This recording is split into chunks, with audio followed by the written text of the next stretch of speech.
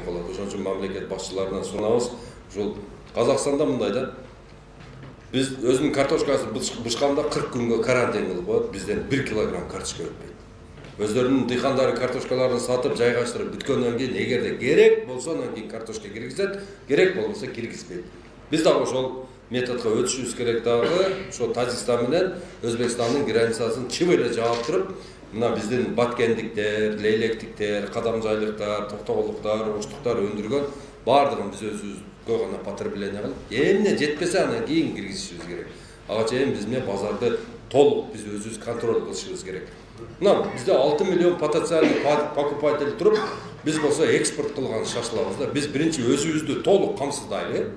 Алма менен, өрүк менен, жүзүм менен туруп, бар жок менен өзүбүздү камсыздайлы, анан кийин башкага ошол экспорт кылгандан анан кийин шашайлы. Биз деген өзүбүздө бышканда картошка.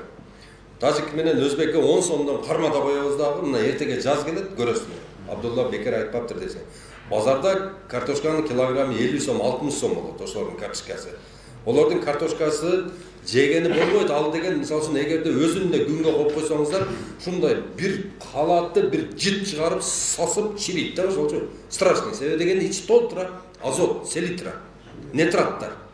А биздин картошканы коюп койсоңуздар, байкуш бар уже баягындай ичиндеги влагасы жок болуп катып какпалып калат. Бирок бузулбайт, чирибейт да. Себеби дегенде биздин өзүбүздүкү таза. Ошон үчүн өзүбүздүкүн алгыла. Өзүбүздүн базарга киргенде биринчи өзүбүздүкүн алгыла. Анан жок болсо анан айласы жок башкадыкын алгыла. Мына бизде азыр карасаңыздар, Яшкинонун печеньясын токтогулга толтуруп таштаптыр. Яшкинаныкы турат, дагы башка мамлекеттердин Баянсулуу турат, Рахат турат, Бабаевский турат, Порошенконыкы баягы Рошини турат, конфеттер бар жок турат. Атада конфет жыйылып жатат, эч ким албайт. Биздин комбинат. Барболдун печеньялары складында жыйылып жатат, эч ким албайт. Ол биздики. Эмнеге ушундай маркетинг жүргүзбөйсүңөр? Алып кел, Барболдукун алып кел, атаныкын алып кел деп айтып үйрөнгүлө. Анан магазинчи айтат, Россиянын кончок алды, мен ондо ошол Барболдукун алып келишим керек экен дейт да, алып келет. Биз өзүбүздүн акча бизде калат. Мисалы үчүн 1 килограмм кантты алып көрөлү, мисалы үчүн Бабаевский, 1 килограмм 450 сом. Ошо 450 сомдун ичинде ошол канттын жасалган сырьёсунун баасы, анан ошонун оберткасы, анан ошого кеткен рабочий сила, анан ошол жерде ошол Бабаевскийде иштеген кемпир чалдардын, кишилердин пенсиясы баардыгын кошуп туруп, анан кийин берет да бизге. 450 сом кошого чыгып кетет.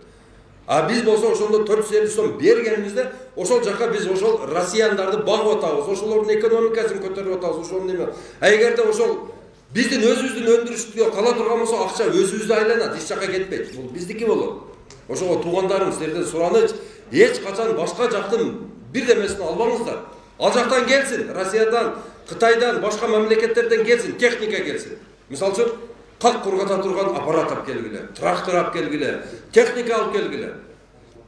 Ноу-хау, жаңы бир эмелерди алып келгиле. Мына алмаларды, мисалы үчүн, как кылганда, сонун кылып туруп, ичини алып туруп, тышын арчып туруп, баягыны дөлкө-дөлкө кылып кесип бере турган аппарат алып келгиле. 1 килограмм баягындай кесилип, коонтилик болуп кесилген жакшы кактын килосы, мисалы үчүн, Европада 10 евро, 20 евродан кетип атат. Мынабы биздин баягы барбарис деп коет, тону карагаты бар го, ошонун килограммы Тажикстанда 800 сом, рубль. Мына жатат, эч ким тербейт. Акча жөн эле көчөдө жатат. Шуларды уюштуруш керек да. Шуларды уюштуруш үчүн багыт бере турган бизге башчы керек.